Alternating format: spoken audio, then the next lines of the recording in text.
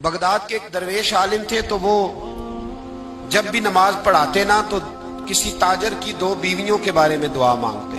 नमाज पढ़ाते तो कहते अल्लाह उस ताजर की दो बीवियों को अपनी खास रहमतें अता फरमा।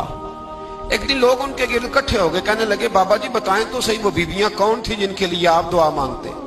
तो फरमाने लगे मेरे शहर का एक ताजर था, बहुत बड़ा ताजर था, मालदार था पर बे औलाद था। उसे बगदाद से मुल्क के शाम जाना पड़ता था तिजारत करने, और कई कई महीने उसे शाम के मुल्क में रहना पड़ता था। उसने इस तरह किया कि वहां भी एक शादी कर ली। अब वो वहां कुछ ज्यादा वक्त गुजारने लगा, मालदार आदमी था, बीवी को मकान भी लेके दे दिया। अब वो जरा देर से आता वापिस, और जब आता भी तो उसके वो वाले अंदाज ना होते जो पहले हुआ करते थे। अब बीवी से बड़ा जासूस भी कोई नहीं होता, उसको तो पहले पता चल जाता है कि माजरा क्या है, उसे बड़ी खबर होती है। वो कहने लगी अब के जब आता जाता है तो इसके हालात कुछ बदले बदले से हैं, माहौल कुछ और है।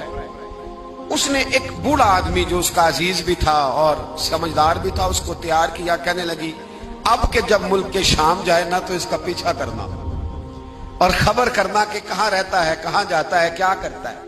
वो बूढ़े बुजुर्ग जो थे वो खातून के कहने पर कुछ उसने किराया भी दिया।